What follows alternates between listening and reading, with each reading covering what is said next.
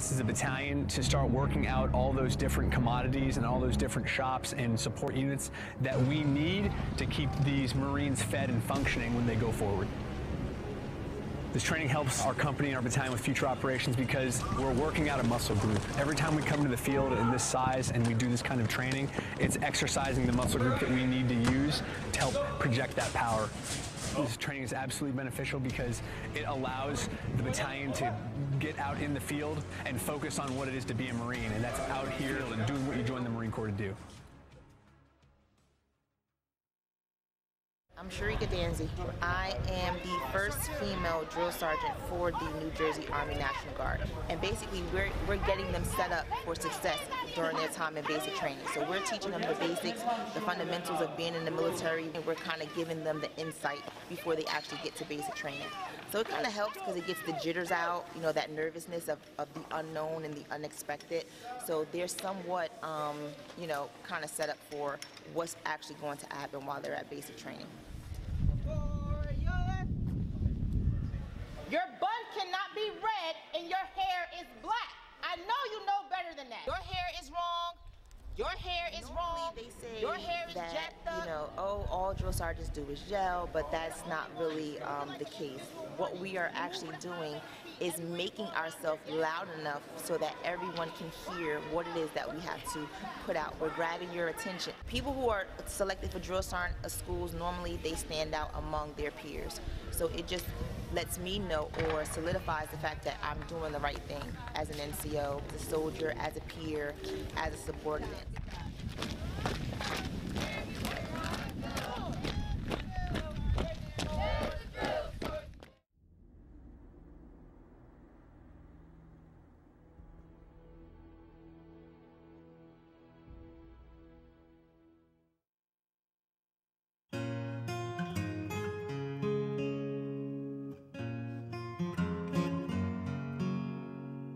Hello, my name is Chaplain Hammonds, and I'm here with your Resiliency Moment today. I would like to discuss with you coping with disappointment. All of us, we're going to experience disappointment in our daily walk, in our week, in our month. At some point, we live in a world where things are not the way they're supposed to be. And when that happens, and something that has disappointed you sticks with you, it may have touched on your identity. It may have touched on a dream or a hope that you had a lot riding on. For me, when that happens, I like to use the 5 stages of grief to consider my way of navigating that journey. So, Kubler-Ross's 5 stages of grief are denial or shock, anger, bargaining, depression, and acceptance. And we all want to get to acceptance, and therein lies kind of the rub. If you're like me, you'd like to jump right to acceptance, but that doesn't work. And some of us, in trying to jump to acceptance, we do things that aren't the healthiest. Self-medicating loops. And you may have heard of self-medicating in the form of alcohol, but there's other things like long gaming, just lots of things to distract yourself, burying yourself in work. All these kinds of things can help us forget that we feel disappointed, but that feeling is going to remain until it resolves. And the best way to do that is to lean into the discomfort. Discomfort doesn't kill you. It's unpleasant, but it's actually a normal part of the heart resolving its upset and coming to that place of acceptance. It's kind of like a slot canyon, which you have to go through to navigate. It may have some blind turns, it may have some dead ends, but if you take the time to sit with your discomfort, actually give it the space to be, and sit with your pain, you'll find most of the time that it will begin to dissipate. And just like that slot canyon that eventually opens up to a wide space, you'll find you've reached acceptance. And that is your Resiliency Moment for today.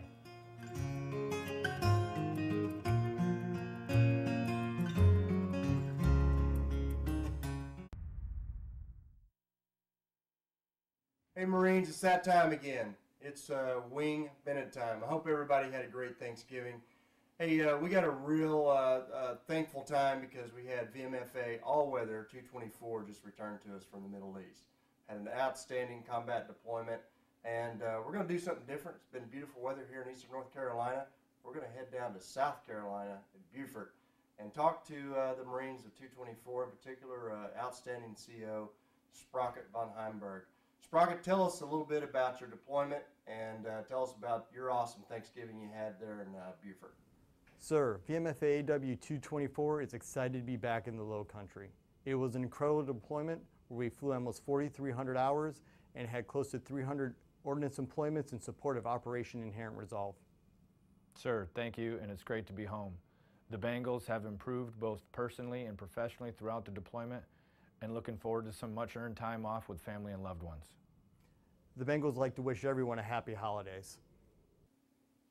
Hey, Sprocket, thanks for that. Thanks for all that you guys have done on your combat deployment. Hope you guys had a great Thanksgiving. Welcome home, Semper Fidelis, and Marines, that's your Wing Minute.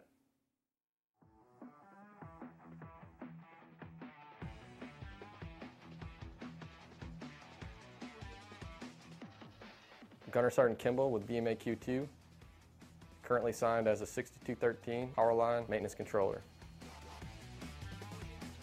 VMAQ squadrons will be decommissioned as of 2019. VMAQ squadrons support electronic warfare. There's 2 squadrons active right now, VMAQ3 and VMAQ2. The Prowler has mostly jamming capabilities, is the thing we're known for, as well as some receiving capabilities of signals as part of the aircraft's weapon system as well. Once we got Prowlers in '77, there have been some pretty notable operations that we've been a part of. So we've flown as a community over 250,000 hours with 4 squadrons in support of a great many things. So there's a lot for us to be proud of, a lot for us to celebrate, so we want to make sure we do it right, classy, kind of put it to bed, and not only for the Marines that are still here currently, but for those that came before us. It's been bittersweet being part of VMAQ squadrons. The Prowler squadrons are unique, definitely a great asset for the Marine Corps, and I truly believe that the Marine Corps will miss the Prowlers.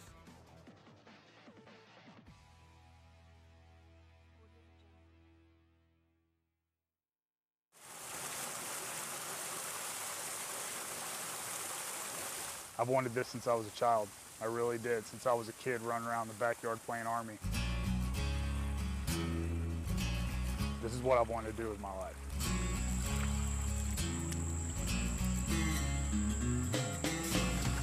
Sniper school is the only thing that I knew about the Army before I joined.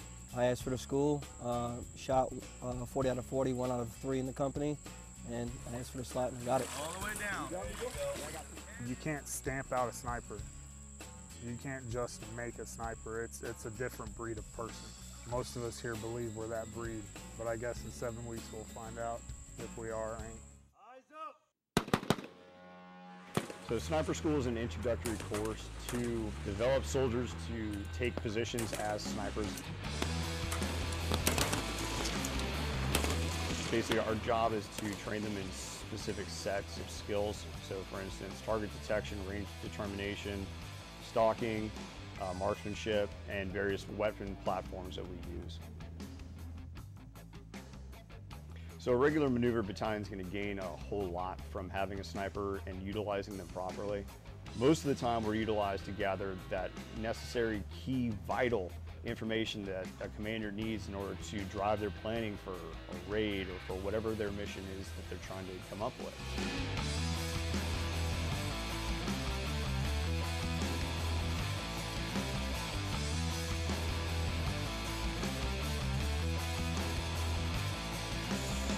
What's your estimated range to the target? 200 meters, Sergeant. All right, stud estimates 200 meters to the target. I've got decent vision on him. Estimated range, 201 meters. Actual range, 122 meters. He's way out. He's way out.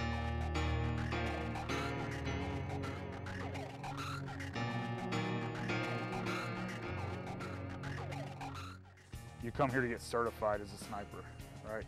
So I came here and learned meticulously on everything that I've been taught back in my unit. Went over it and learned the ins and outs and why it's done the way it's done.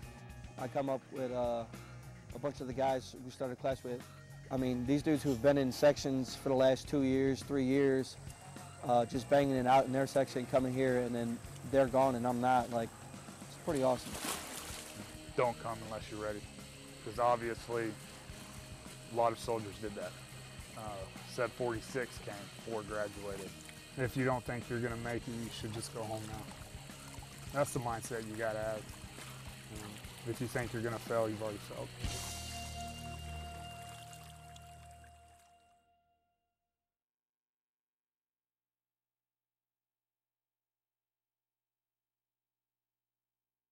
I am Lieutenant Colonel Eric Danko, the Fort Huachuca Dental Clinic Commander.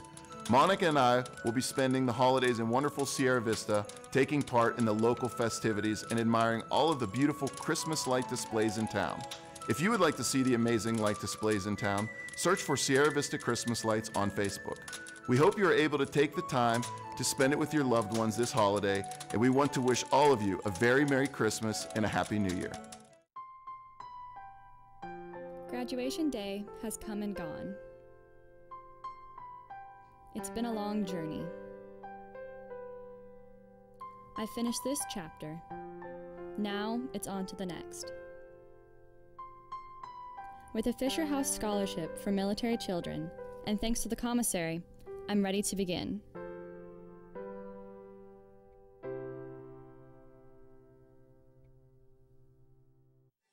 From our Army Community Service family to yours, Happy Holidays! This has been a great year for us here at Fort Huachuca. Kelly and the kids and I wish you a very Merry Christmas and a happy holiday season. We're looking forward to a joyous time spent with loved ones enjoying a Southern Arizona Christmas. We hope you all take the time to spend your holidays with those you love, and we look forward to another great year at Fort Huachuca.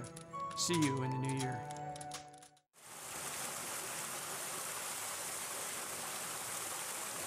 I've wanted this since I was a child. I really did, since I was a kid running around the backyard playing Army. This is what I've wanted to do with my life.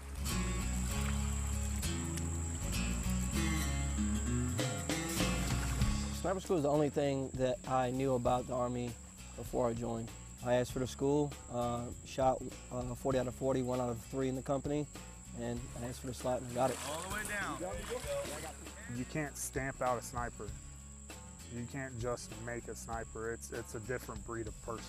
Most of us here believe we're that breed, but I guess in 7 weeks we'll find out if we are or ain't.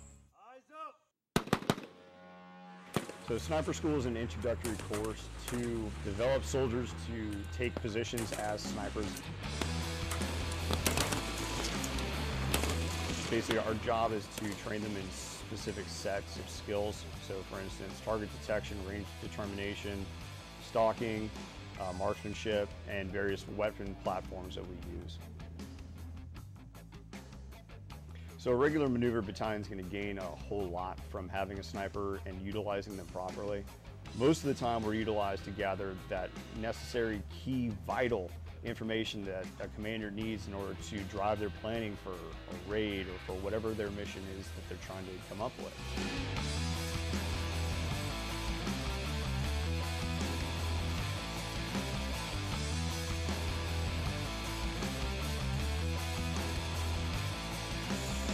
What's your estimated range to the target? 200 meters, Sergeant.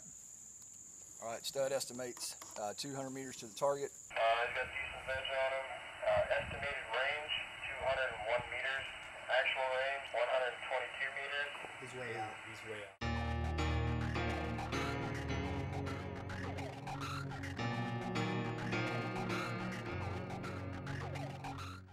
You come here to get certified as a sniper, right? So I came here and learned meticulously on everything that I've been taught back in my unit. Went over it and learned the ins and outs and why it's done the way it's done. I come up with a bunch of the guys we started class with.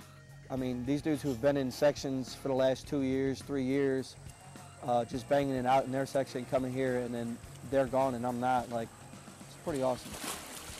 Don't come unless you're ready, because obviously a lot of soldiers did that.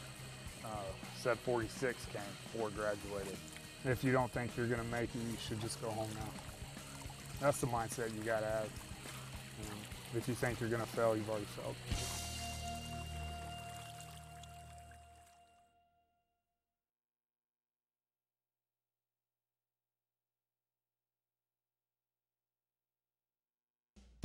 I think it was like 4 years ago when we moved here at the U.S. With my mom and dad, and pretty much we're looking for a better opportunity. And by the time, we don't really know what will be the outcome. And the only thing we have right now is like the courage to change what's going on with our life. I want to help them out as much as possible as I can. There's like a warehouse that's kind of near in our place. So I was like, all right, let me just try it out just to help my parents out. I know I can do better. I know be the best of what I can. Like I grew up like nothing at all, like we don't have the privileges like some like other people as they have. The way I communicate, because I have accent, like sometimes they couldn't understand me. That's pretty much my daily struggles. But I'm trying my best. When I met my uncle friend, like he introduced me about the Air Force, like what's going on. I was like, what it's all about. I told my mom, I was like, all right, I'm gonna join the Air Force and just check it out how it goes. The Air Force like pretty much give me a lot of opportunities. It is a humbling opportunity for me to be named as the 56th Fighter Wing Airman of the Year.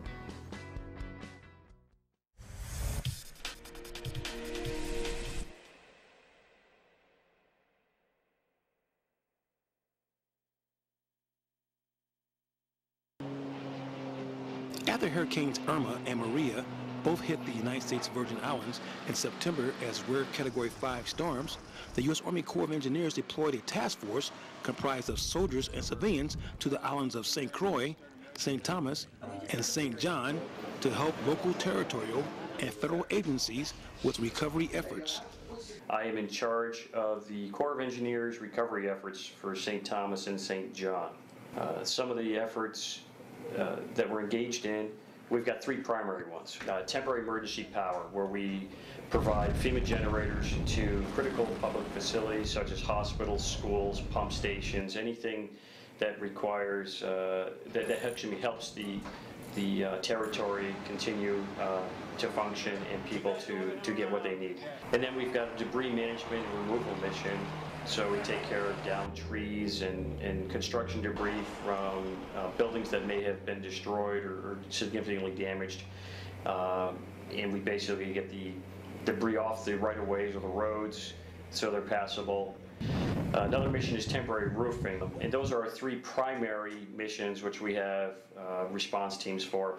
The temporary roofing mission received from FEMA called for the mobilization of the Corps' Omaha's district's Temporary Roofing Planning and Response Team, or PRT, to start Operation Blue Roof. So I arrived here in the U.S. Virgin Islands approximately 3 days after Irma came through. We had just started to build up approximately 20 staff here under me, and then I had to evacuate all but 4 of those staff for Maria. It took almost a week and a half to get those folks back and to get other folks in Atlanta in queue for deployment. Myself and my team used aerial photography as well as our flyovers and our drive-throughs to come up with an estimated amount of approximately 7,000 roofs that looked to be damaged enough to be eligible for our program. Operation Blue Roof is funded through the Federal Emergency Management Agency and is managed by the U.S. Army Corps of Engineers. The Corps' mission is to provide temporary repairs to roofs damaged by Hurricanes Irma and Maria. We have built up to numbers of approximately 65 on our staff of federal employees to administer our roofing program. And we've used those staff to man collection centers, to go door to door to collect applications, to do assessments of the roofs that we need to put roofs on, and to work with our contractor.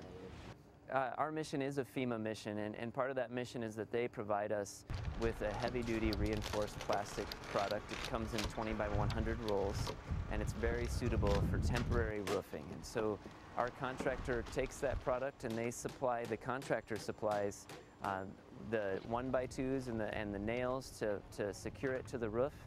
And the contractor does 100% quality control on the roofs, and then we do an additional quality check on a certain percentage after they're completed. Okay. So the mission of Blue Roof is to get folks back to resume their daily lives. I mean, we're allowing them to leave shelters and return to their neighborhoods and to start functioning in their jobs and in their neighborhoods, and just provide them a facility that's much drier than they were, with large holes in there, and so that they can comfortably resume their daily lives. We've assessed almost all of the applications that we've received at this point, and our contractor's been able to install roofs across both St. Thomas and St. Paul.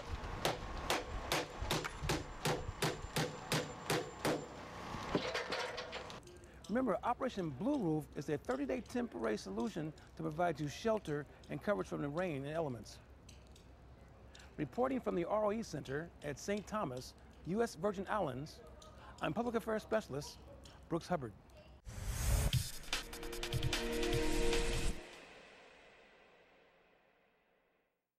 Occasionally when you ask me questions too, I'll start talking and I'll black out.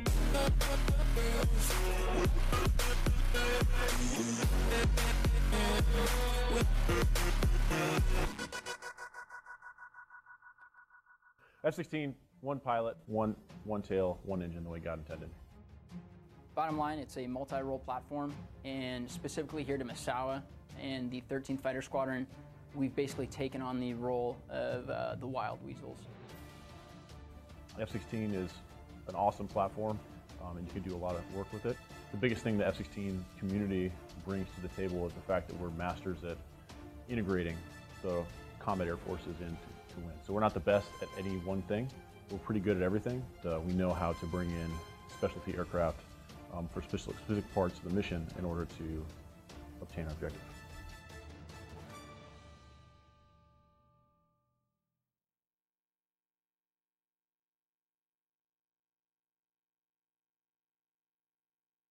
Today we are doing a jump for the Operation Toy Drop. Operation Toy Drop is where soldiers will come out and do an airborne jump, and then they bring toys for children for Christmas. So far it's been excellent. There's been a lot of participation. We've been here since 9 o'clock, talked to all the different units that are out here, giving toys and earning foreign wings as well. This is my 12th toy drop. Each year it's different depending on what countries come.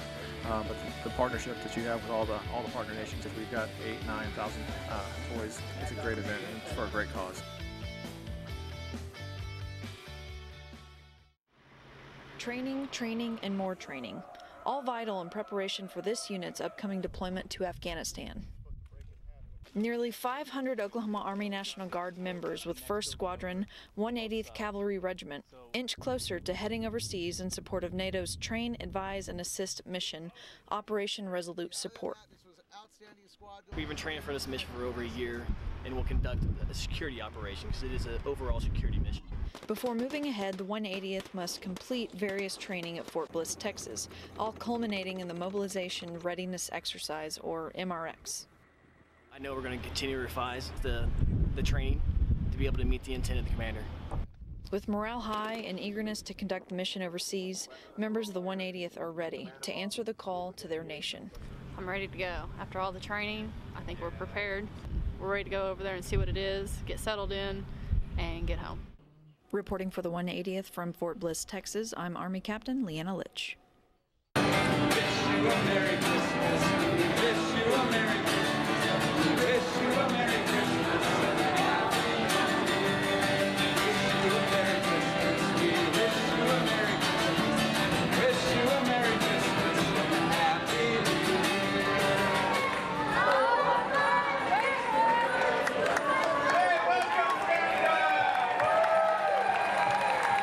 It's absolutely incredible just to see the joy it brings to the children and the villagers out here. What an experience, what a privilege to be a part of it. I want to wish you a Merry Christmas. I want to wish you a Merry Christmas. Oh, I love it. I'm so thrilled that they decided to pick me to go with them. Seeing all the different agencies, the partners in the state and the community coming together to bless another community. The smiling faces on all the people that we're helping out here is kind of the reward. A really humbling experience. Really neat to see all the volunteers and see all the kids happy to receive gifts.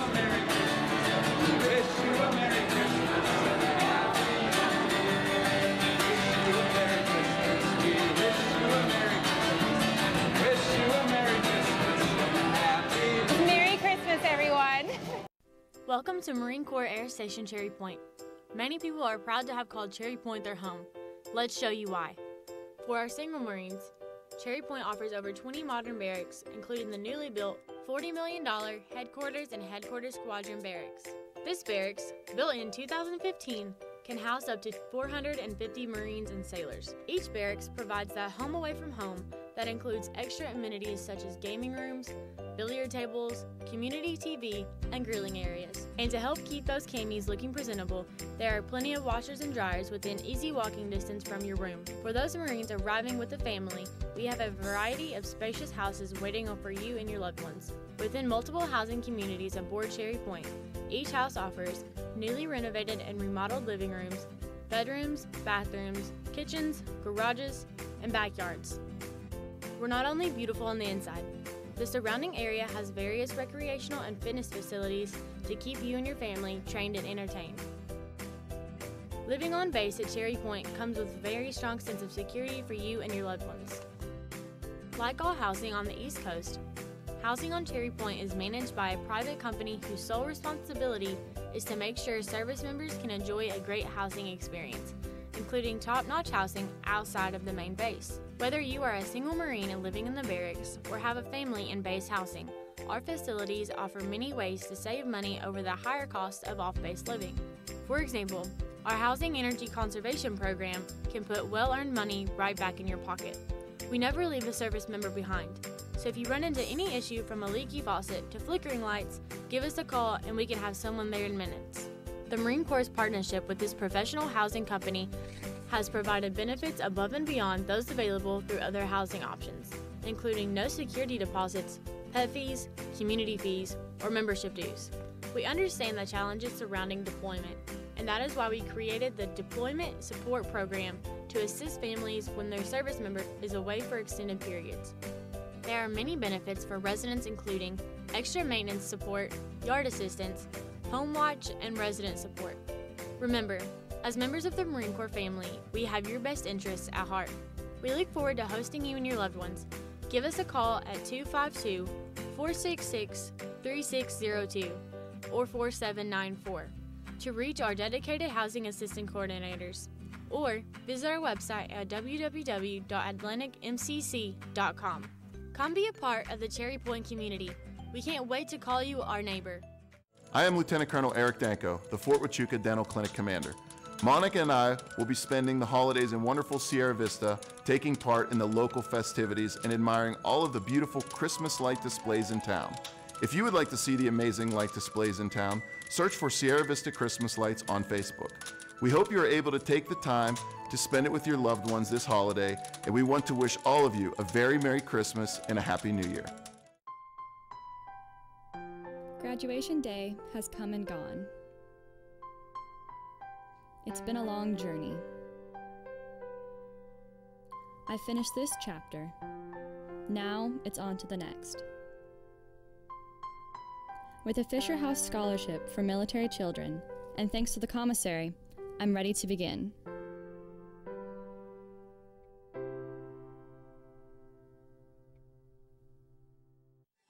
From our Army Community Service family to yours, Happy Holidays! This has been a great year for us here at Fort Huachuca.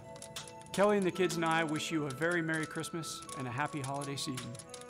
We're looking forward to a joyous time spent with loved ones enjoying a Southern Arizona Christmas. We hope you all take the time to spend your holidays with those you love, and we look forward to another great year at Fort Huachuca. See you in the new year.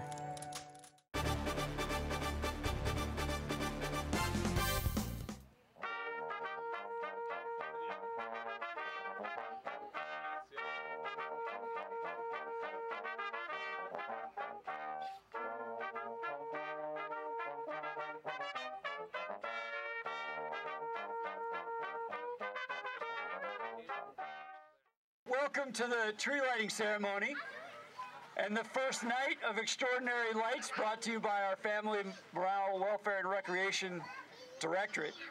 Sergeant Major Jones and I are thrilled to have everybody out here. This is an awesome crowd. It's going to be an awesome event. Soldiers, sailors, airmen, Marines throughout the world in harm's way are going to be setting up their Christmas trees. And they do it because of the traditions in their families.